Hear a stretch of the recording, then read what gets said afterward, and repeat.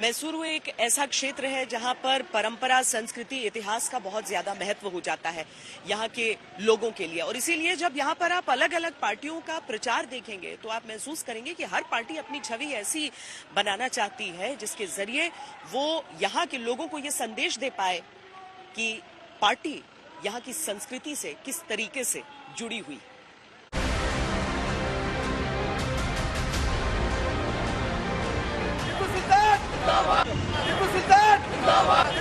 इसलिए सारे लोग टीपू सुल्तान की ही वंश है, बाकी कुछ नहीं है।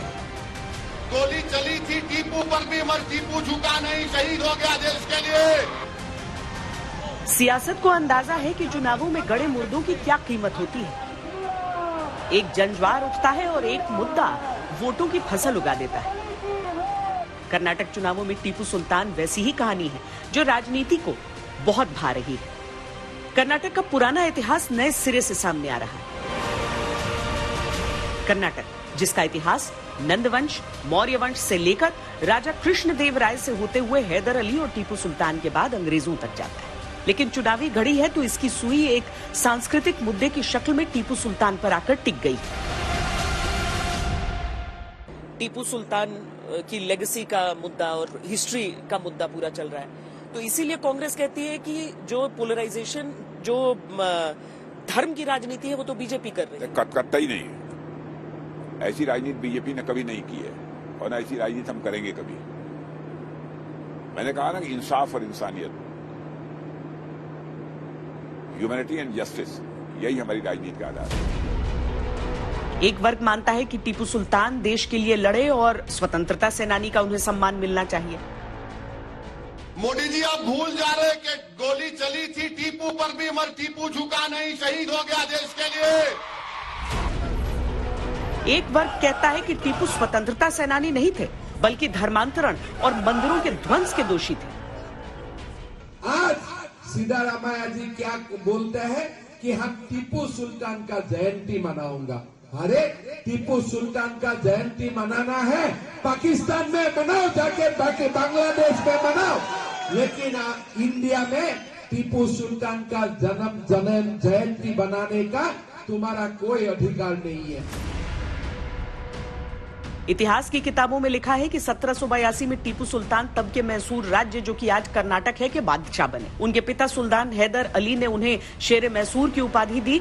श्रीरंगपट्टनम में अंग्रेजों से लड़ाई के दौरान 4 मई 1799 को 48 साल की उम्र में मौत हो गई।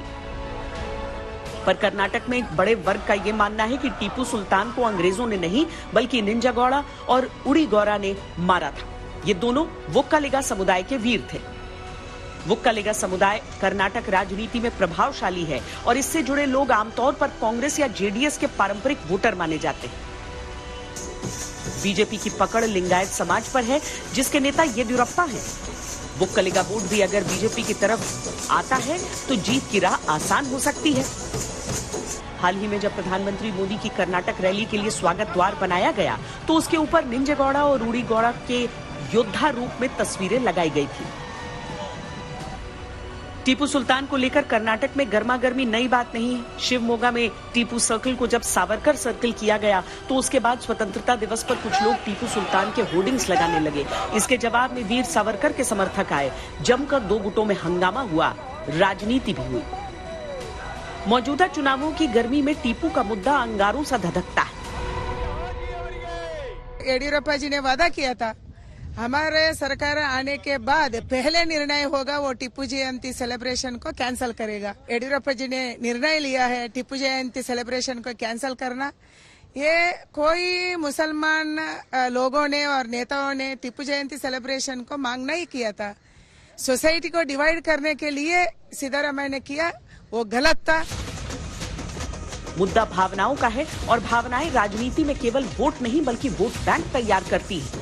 किसको फायदा मिलेगा, किसको नुकसान होगा, 13 मई के नतीजों के साथ सामने आएगा।